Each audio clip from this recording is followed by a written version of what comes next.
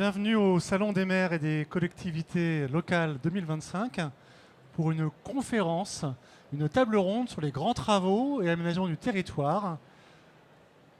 Les derniers sont les bienvenus, les derniers sont les premiers. Pour une conférence, une table ronde sur l'acceptabilité des grands projets d'infrastructure, de transport et d'aménagement. On va parler de la confiance des publics, des projets de territoire. On va parler de la préoccupation locale, de l'intérêt général. On va parler concertation. Et pour cette table ronde, je suis accompagné de François Poupard. Bienvenue François, directeur général des services de la ville de Marseille, ancien directeur général des services de la région Nouvelle-Aquitaine et ancien directeur général de la Direction générale des infrastructures, des transports et de la mer pour les intimes, DGITM. Merci François d'être avec nous aujourd'hui. Et je suis accompagné de ma collègue Clémence Casmajour, principale chez Eurogroupe Consulting, qui est à l'origine de cette étude avec un certain nombre de partenaires et de contacts et qui va nous parler de l'étude. On va commencer à échanger tous ensemble. On se gardera un petit temps de questions-réponses à la fin de notre intervention. On a une demi-heure ensemble au Salon des maires et des collectivités 2025. Alors, Clémence, pour commencer cette table ronde, pourquoi une étude sur l'acceptabilité des grands projets ? Alors effectivement, on a décidé chez Eurogroupe de mener cette étude sur l'acceptabilité des grands projets d'infrastructure pour une raison assez simple, qui est souvent le cas, c'est qu'un client nous a demandé ce qu'on en pensait et qu'on ne savait pas exactement ce qu'on en pensait. C'est-à-dire qu'on a eu des échanges autour de la difficulté croissante à mener des projets d'infrastructure transport en France, à la fois sur des nouveaux projets, mais aussi sur les sujets de modernisation et régénération sur le réseau ferroviaire, avec des interlocuteurs qui nous disaient on a le sentiment qu'on tourne en rond sur cette question de la concertation, on a un cadre qui est exceptionnel en France, et pour autant, les projets s'enlisent, on a du mal à les expliquer, qu'est-ce qu'on pourra avoir comme idée pour faire autrement ? Donc on a décidé, pour traiter ce sujet-là, de regarder ce qui pouvait se faire entre différents types d'infrastructures, donc les routes, le ferroviaire, les aéroports, les ports, en se disant que j'avais tout intérêt à ce que les différents gestionnaires d'infrastructures, les différents spécialistes croisent leurs regards pour qu'on puisse faire émerger des solutions nouvelles. Et on a aussi choisi de regarder ce qui se faisait à l'étranger en sollicitant Bruckmann et Bockner, qui est notre cabinet partenaire de notre réseau international Next Continent. Donc un point qui est important, c'est que cette étude, elle est le fruit des contributions des acteurs qui ont bien voulu nous parler du côté de SNCF Réseau, d'Aropa, du côté d'ADP, du côté des régions Île-de-France et Normandie, côté universitaire aussi, avec Raymond Wessner, et du côté de l'international avec l'Allemagne. Merci pour cette introduction. Mais alors, François, j'ai une question. Il y aurait des projets acceptables, des projets pas acceptables. Quelle est cette question d'acceptabilité ? Alors, on parle des projets, des grands projets, là. On ne parle pas de la réflexion du terrain de boule. Un grand projet d'infrastructure de transport, dans le meilleur des cas, il faut 15 ans, 20 ans pour le construire. Dans le pire des cas, il faut un demi-siècle. Je me souviens du contournement est de Marseille, la fameuse L2. On trouve des documents de planification entre deux guerres. Dans les années 30, 32, 34, on a commencé à dire qu'il fallait une rocade est de Marseille. Donc le projet a été terminé il y a à peine une dizaine d'années, vous voyez, donc ça peut durer très longtemps. Ce qui veut dire que en fait, le projet, il va survivre aux institutions, il va survivre aux élus, il va survivre au gouvernement. Alors les gouvernements, ça va vite en ce moment, hein. Mais enfin, moi je vous parle d'un temps que les moins de 20 ans ne peuvent pas connaître. Parfois les gouvernements, ils duraient quelques années. Mais de toute façon, un ministre des Transports ne voit jamais les infrastructures qu'il lance. Et ce n'est même pas son successeur, c'est 15 ou 20 ans plus tard. Et donc, la première chose, c'est qu'il faut un deal politique de très haut rang. C'est-à-dire qu'on ne fait pas une LGV, une route, etc., ni sur un coup de tête, ni en quelques années, c'est en quelques décennies. Et donc, il faut que les leaders politiques conviennent de l'utilité de la chose. Alors évidemment, je ne parle pas d'utilité au sens socio-économique, parce que c'est encore mieux si le projet est utile au plan socio-économique, si il sert effectivement la population. Disons que ça, c'est la base. Mais ça ne suffit pas. C'est-à-dire qu'il faut que le président de région, le maire de la grande agglo, les différents ministres, les sénateurs et députés, tout ce petit monde finissent par convenir que le projet est utile et que cette utilité, elle doit être portée par-delà même leur mandat. Ça, c'est vraiment une chose très importante. Donc il y a une question d'acceptabilité par le public, mais aussi par les grands élus et les grands responsables. Et ça doit se construire et ça doit aussi se mettre en scène.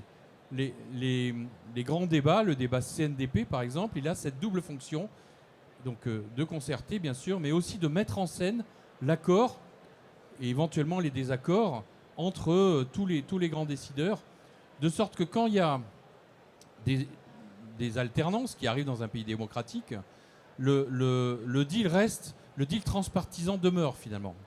Alors, il n'y a jamais rien d'éternel en ces matières, hein, et des deals peuvent se défaire, mais sans cette notion d'accord de très haut rang, les grands projets ne peuvent pas survivre aux alternances. Quel est le problème dans la gestion du temps, finalement, entre un projet qui est engagé, lancé, et peut-être la question de la précision des projets? Quand on arrive finalement après 15-20 ans, on a fait les études, qu'est-ce qui se passe?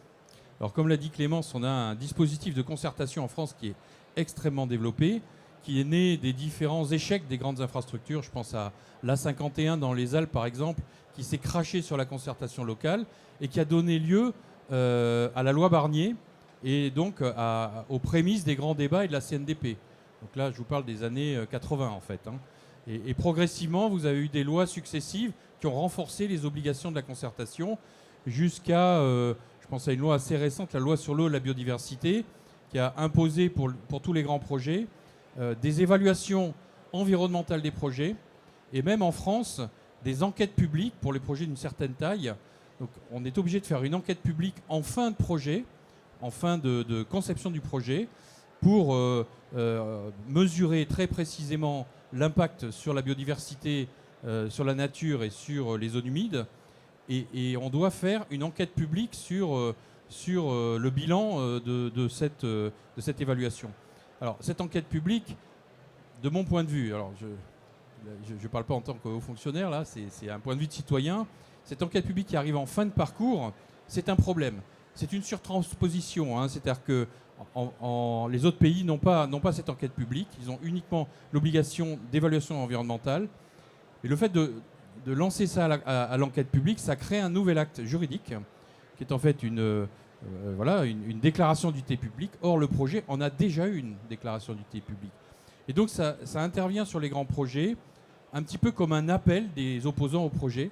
C'est-à-dire, si le projet est DUP, si tous les recours ont été purgés, il reste encore le recours de la loi sur l'eau pour recontester l'utilité du projet. Et bien souvent, en se focalisant sur ces impacts négatifs, puisque c'est le but de l'évaluation environnementale, hein, c'est de regarder tous les impacts négatifs. Mais à ce moment-là, on néglige assez souvent les impacts positifs du projet, qui sont d'améliorer les conditions de transport, par exemple, de fournir de l'électricité au pays ou autre. Hein. Et donc, on va être dans un prisme très nuisance. Et bien souvent, ça sonne le glas de certains projets, cette dernière étape. Donc, il y a vraiment une notion de veiller à maintenir le deal, dont je disais tout à l'heure qu'il est important sur la durée, mais il faut à chaque combat renouveler, vérifier que les responsables publics sont toujours d'accord, évidemment. Et il y a toujours des opposants ici et là qui vont vouloir se faire un nom. Et donc il y a la nécessité d'être vigilant jusqu'au bout. On va revenir sur la contestation, mais Clémence, peut-être tu veux réagir par rapport à ça? Oui, peut-être en rebond des propos de François. J'avais plusieurs propositions dans notre rapport autour de cette question de la gestion du temps long et comment est-ce qu'on arrive à faire en sorte qu'un projet soit désirable et une promesse qui tienne avec le temps et des deals qui survivent aux alternances, à la fois du côté du regroupement de procédures administratives, mais aussi dans le développement de logiques de dédommagement et de traitement des acteurs au fil du projet, de façon à ce qu'on n'arrive pas à un cul-de-sac au moment des autorisations environnementales dont parlait François, qui oblige à rebeloter entièrement le projet. Et deuxième point, pour illustrer aussi ce que ça veut dire le temps long, sur les durées des projets routiers, aujourd'hui on a une quinzaine d'années pour faire aboutir les grands projets routiers. Ça veut dire aussi que sur la question de la promesse, On peut être sur des débuts de projet avec des projections en termes de trafic qui forcément sont musclées pour que le projet se fasse et qui viennent au fur et à mesure être contredites par la réalité de l'évolution des mobilités et du report modal, voire les exigences de la démonstration par rapport à l'environnement sur les questions de décarbonation. Donc ce qui veut dire aussi que la promesse, il faut qu'elle vive dans le temps, mais il faut que quelque part elle survive à un processus qui fait qu'on demande de préciser de plus en plus de choses avec des angles de vue différents. Clémence, ça veut dire tout de même que ces projets sont très complexes. Il faut à la fois avoir une vision juridique, une vision technique, il faut comprendre un écosystème, qu'est-ce qu'il faut pour réussir un projet? Et après, je vais ressonder un petit peu la question de la contestation. Alors, sur qu'est-ce qu'il faut pour réussir un projet, nous, on est le porte-voix des acteurs des projets. Donc, si on regarde sur les maîtrises d'ouvrage, les spécialistes de la concertation, les élus, en tout cas, dans ce qu'on a pu nous dire dans le rapport, ce qui fait que ça marche, c'est qu'il y a une histoire qui se raconte et auquel adhèrent les acteurs. Et quand on dit adhèrent les acteurs, c'est pas nécessairement qu'ils sont tous d'accord, mais au moins j'ai un objet partagé qui est lié au territoire et sur lesquels les gens puissent se reconnaître avec des marges qui puissent être négociables. C'est un des points dont on va vous parler sur la concertation volontaire sur la plateforme de Charles de Gaulle. Au sens des acteurs maîtrise d'ouvrage, ça marche parce qu'il y avait réellement des choses à négocier et à aménager. Là où ça ne marche pas, c'est quand on présente des projets à des citoyens qui sont tellement ficelés techniquement que quelque part, il n'y a plus rien à en dire. Ce qui fait aussi que ça marche, c'est la façon dont les maîtrises d'ouvrage, les gestionnaires d'infrastructures prennent en compte les projets des territoires dans lesquels ils s'inscrivent, donc avec cette question de l'intégration, plutôt que de rendre acceptable et de forcer à consentir, qu'est-ce qui fait que le projet il va avoir sa vie à l'intérieur d'un ensemble plus vaste, et qu'est-ce qui fait que les différents acteurs, les élus, les citoyens, les acteurs économiques aussi puissent s'y reconnaître et y trouver un intérêt. Dans l'étude, Clémence, on aborde la question des dédommagements. Et donc ça me fait penser qu'il faut prévoir dans les deals très solides, qu'il faut penser dès le départ, plein de paramètres. Alors, c'est quoi cette question? On parle pourtant d'utilité publique, d'enquête publique, on parle de deal, mais il faut tout prévoir. C'est quoi la contestation aujourd'hui?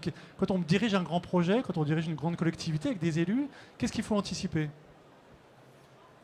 D'abord, effectivement, il faut tout prévoir, mais le moins qu'on puisse dire, c'est que l'avenir comporte encore une part d'incertitude. Et donc, quand on fait les études de prévision, de trafic par exemple, on va poser des hypothèses. Alors, il suffit du Covid, il suffit d'une guerre en Ukraine pour que ces hypothèses s'avèrent fausses. Mais on est quand même bien obligé.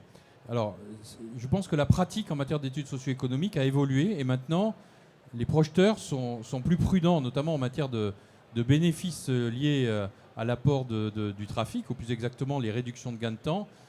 Les prévisions sont de plus en plus fiables, si j'ose dire.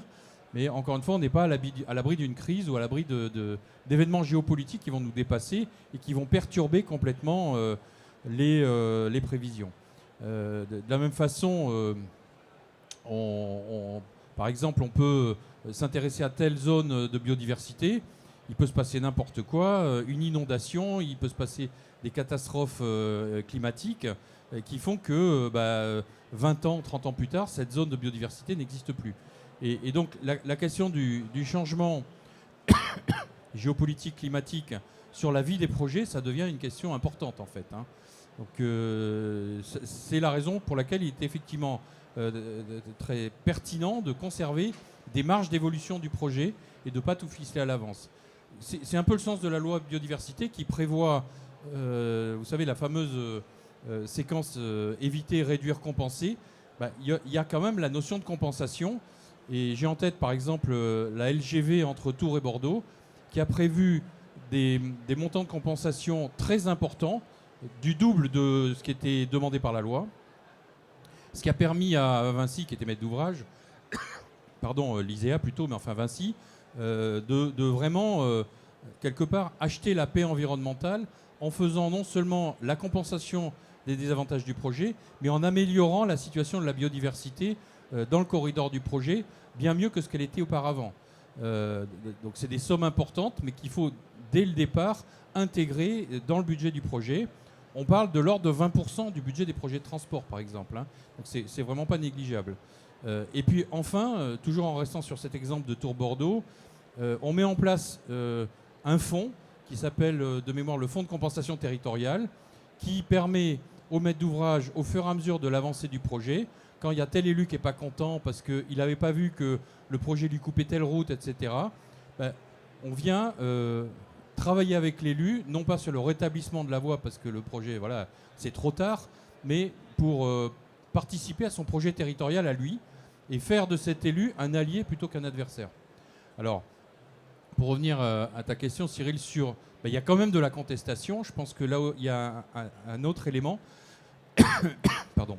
Depuis Notre-Dame-des-Landes, on a dans notre pays un foyer de contestation générale des gens dont le métier, c'est de faire des ZAD, quel que soit le projet, et qui vont se déplacer d'un projet à l'autre, qui vont le contester, quelle que soit la valeur du deal, quelle que soit la valeur des études socio-économiques, quelle que soit la valeur du projet. On se retrouve avec un foyer de campeurs, on les appelle les écureuils dans mon sud-ouest, là par exemple, donc ils se mettent dans les arbres, et ils vont faire barrage de leur corps. Actuellement, c'est à 69, par exemple, entre Toulouse et Castres. Ils vont faire barrage de leur corps en faisant venir des intellectuels, des scientifiques, en faisant des forums, en faisant de la permaculture et autres. Bon. Donc, je pense qu'il faut considérer que c'est maintenant à chaque projet. Je pense qu'il faut le gérer aussi comme une opposition qui n'est pas totalement irréductible. On peut discuter avec ces gens-là jusqu'à un certain point parce qu'il y a quand même toujours un noyau très radical et très... je dirais de nature presque anarchique en fait, hein, et qui vient contester non pas tellement le projet, mais l'autorité publique qui le supporte. Donc avec ces gens-là, la discussion, elle est impossible. Mais autour de ce noyau, il y a des gens comme vous et moi qui s'intéressent au projet et qui disent « Ah bah oui, moi je suis quand même contre les routes. » Voilà, bon. Et donc il y a quand même des lieux de discussion qui peuvent être mis en place. Il faut les mettre en place, il ne faut vraiment pas le négliger. Et puis pour terminer, il n'est pas interdit de faire un petit peu de politique, c'est-à-dire... d'acheter là aussi un peu la paix environnementale en faisant telle et telle lagune, telle et telle zone, tel et tel réservoir au conservatoire des espèces, etc. Pour, alors, c'est un peu cynique, hein, mais pour affaiblir cette contestation radicale. Merci beaucoup. Exemple, tu veux réagir oui, justement en réaction, c'est-à-dire que un des points qui est remonté dans le rapport, c'est on a des gestionnaires d'infrastructures qui souvent sont engagés dans des dialogues territoriaux très soutenus avec leur territoire, qui connaissent par cœur, qui connaissent intimement, et notamment les associations environnementales écologiques qui sont des oppositions structurées avec lesquelles un dialogue peut se faire et qui voient sur certains projets arriver des oppositions nationales qui viennent dans des logiques d'influence et de cristallisation du débat dans des termes où justement parfois il est plus possible d'argumenter et contre-argumenter et qui peuvent se retrouver très démunis. Une des pistes qu'on a explorées dans le rapport, c'est le fait que face à l'émergence de ces nouvelles formes d'opposition, on pouvait retrouver aussi une forme de dialogue, mais qui oblige à aller au-delà du rationnel. C'est-à-dire qu'on n'est pas nécessairement dans du rationnel, des calculs de coûts-bénéfices, mais les gestionnaires d'infrastructures pourraient aussi se saisir de relais d'influence, notamment les influenceurs sur les réseaux sociaux, pour aller vendre et pour être sur un pied et une symétrie d'attention par rapport à ce que font les oppositions nationales qui arrivent sur les projets. Ce que vous dites tous les deux, c'est que ces grands projets d'infrastructure qui coûtent un bras ou deux parfois, dans les contraintes qu'on connaît aujourd'hui, sont transpartisans au départ, en même temps intègrent une possibilité de contestation. Et si je reviens sur l'acceptabilité, c'est aussi bien l'acceptabilité pour la population, mais aussi pour les porteurs du projet. Il faut se dire ça j'accepte ou j'accepte pas de faire telle ou telle concession, telle ou telle négociation. Il faut garder ça sur le temps long. C'est ça que vous dites, c'est qu'il faut en fait garder la barre, maîtriser le cap, tout en ayant une capacité d'anticipation. Mais alors, si on se projette à 15 ou 20 ans, si on pense à la France de 2030, 2040, 2050, qu'est-ce qu'il faut anticiper si on doit construire aujourd'hui un projet d'infrastructure? C'est quoi les conseils que tu donnerais, Clémence? Et puis, François, on ira un peu philosopher sur l'état de la France. Alors, si on est sur la question du temps long, sur qu'est-ce qui va faire qu'on va réussir à faire des projets encore dans 10 ans, 20 ans, 30 ans, j'ai un point qui est essentiel autour de la mémoire des projets. On a pu le voir sur des projets comme la ligne nouvelle Paris-Normandie. À un moment, si on perd le sens de pourquoi les projets ont été faits au départ et qu'on perd le récit, c'est très dur à rattraper. La ligne nouvelle Paris-Normandie, qui à un moment s'inscrivait dans un grand Paris qui allait genre de Paris jusqu'au Havre, qu'est-ce qu'on fait de cette histoire maintenant que le Grand Paris est sorti? Comment est-ce que ça change et comment est-ce qu'on tient les décisions qui ont été prises? Donc pour arriver à faire des projets dans 10-20 ans, il va falloir se rappeler de ce qui s'est passé avant. Donc c'est très simple mais important. Et après, il y a la question d'un horizon qui soit désirable. C'est-à-dire que les projets de transport, mais plus globalement les projets d'infrastructure, les projets industriels, ils posent la question de la société dans laquelle on veut vivre, alors même qu'on a un lien social qui se délite et une adhésion qui se fait à ces projets, qui passe aussi par une adhésion à la citoyenneté et au fait qu'on a envie de vivre ensemble. Donc la question, c'est quel horizon on trace en termes de devenir des territoires, devenir économiques, devenir industriels notamment, devenir écologiques, et comment est-ce que ces projets racontent la façon dont on va vivre dans 10-20 ans. Et je pense peut-être en exemple, et puis je te laisserai la parole François, c'est très intéressant ce qui se passe du côté de Fos sur la concertation territoriale, sur l'avenir industriel qui est vraiment à horizon 20-30 ans. Et puis très intéressant aussi ce qui se passe du côté de Saint-Nazaire, où se structure une destinée industrielle qui va passer par le fait de faire des projets qui soient utiles et bénéfiques au territoire. Alors François. Oui, je crois qu'on a tous en tête la nécessité de la transition énergétique de ce pays pour des raisons écologiques et puis maintenant on le voit pour des raisons géopolitiques. C'est-à-dire que continuer à acheter du pétrole à des gens qui nous veulent du mal, ça va finir par devenir un problème. Et là, il n'y a pas beaucoup de choix. Il faut produire de l'électricité et la transporter. Donc ces deux phrases, elles coûtent quelque chose comme 60 ou 50 milliards d'euros dans les 30 prochaines années. Donc c'est des investissements totalement considérables. C'est des usines de création d'énergie, de CH4, d'hydrogène. C'est des lignes RTE pour transporter tout ça et l'amener aux usages, aux voitures, aux maisons, etc. RTE vient de lancer une grande concertation nationale sur un programme d'investissement de 100 milliards d'euros. Donc on compte des choses très considérables qui, à un moment donné, vont bien se traduire sur le territoire par des projets de très grande ampleur. Et je crois que... Donc là, je renvoie à des réflexions qui ont eu lieu au niveau national. Je pense au rapport Pisani, par exemple. C'est tous ces investissements... comment dire, la transition énergétique dans les usages, c'est très bien. Et moi aussi, je fais pipi sous la douche. Mais on ne fera pas de vraie transition sans avoir les infrastructures pour le faire. Et si on veut se passer de pétrole durablement, il va falloir d'autres sources d'énergie, sans quoi notre pays va régresser économiquement et on va connaître une crise qui va durer 20 ans, ce que personne ne souhaite évidemment. Et donc, pour faire fonctionner la société d'aujourd'hui, il faut de l'énergie. Voilà. Il faut de l'énergie, il faut des transports qui en utilisent peu, il faut des transports ferroviaires, etc. Donc tout ça, c'est beaucoup de grands projets. Donc ça, c'est la première remarque. La deuxième remarque que j'ai envie de faire pour répondre à cette question, c'est que notre pays, il a un petit peu l'âge de ses artères aussi.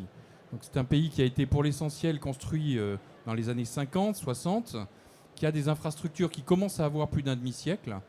Et beaucoup de ces infrastructures, il faut les reprendre. Il faut les reprendre parce qu'elles sont vieilles, parce que le béton, il s'est un peu érodé, parce que les précontraintes se sont détendues, parce que les voies ferroviaires ne sont plus roulables, les systèmes techniques, la signalisation n'est plus up-to-date. Il faut reprendre l'ensemble des lignes électriques qui ont été faites dans les années 50 parce qu'elles sont plus valables, etc.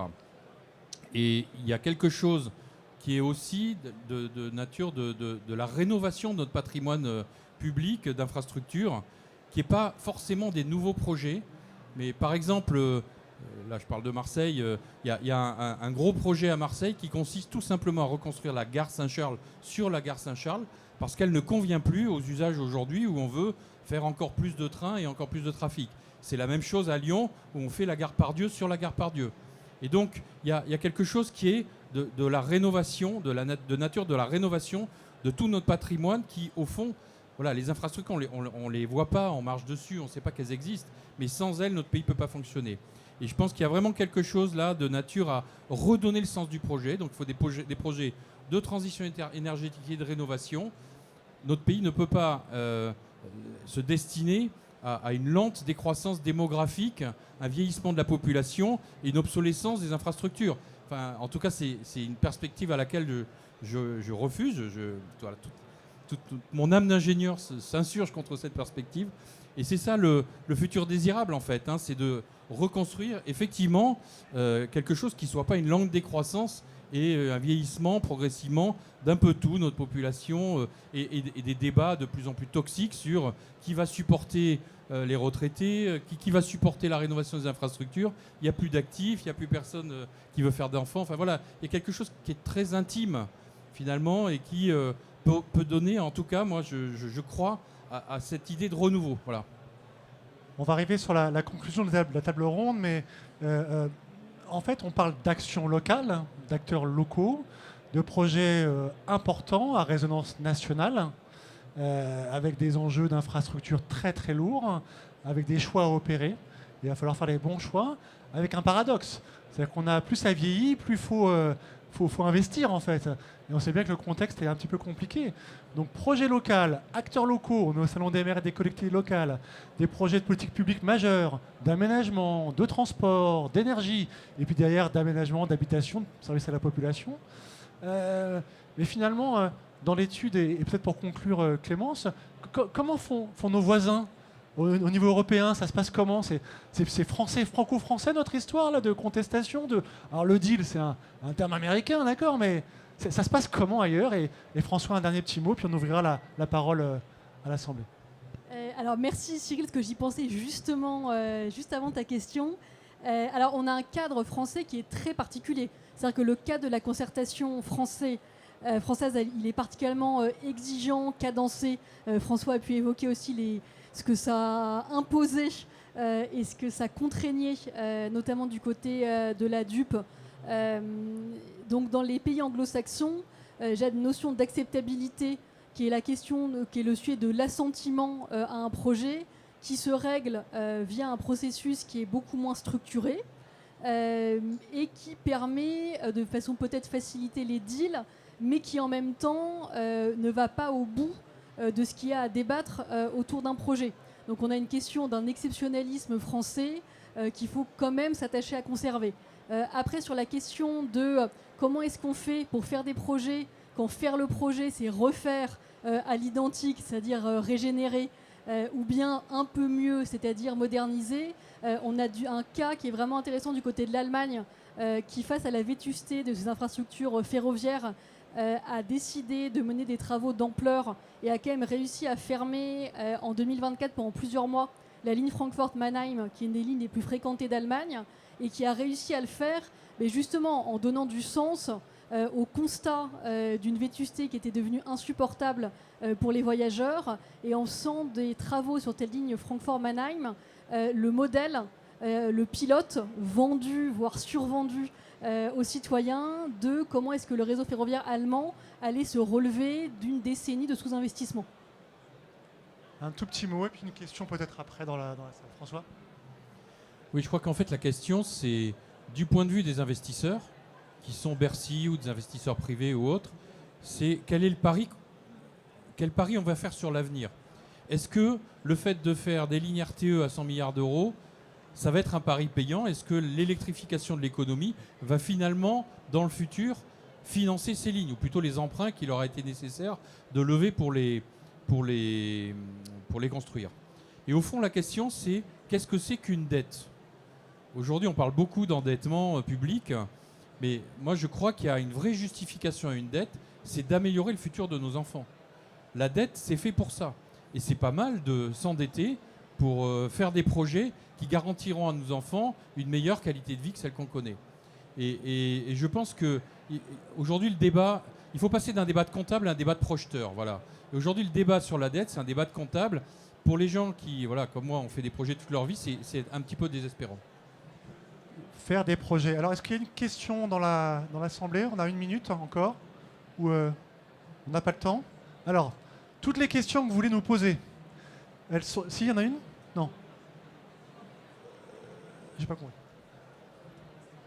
Ah, on peut prendre des questions à l'extérieur, mais on peut se retrouver sur le stand E98, juste là. C'est le stand de Eurogroupe Consulting. Et surtout, on peut vous remettre cette étude en sortant. Merci beaucoup à tous les deux pour cette table ronde. Merci. Et à très bientôt.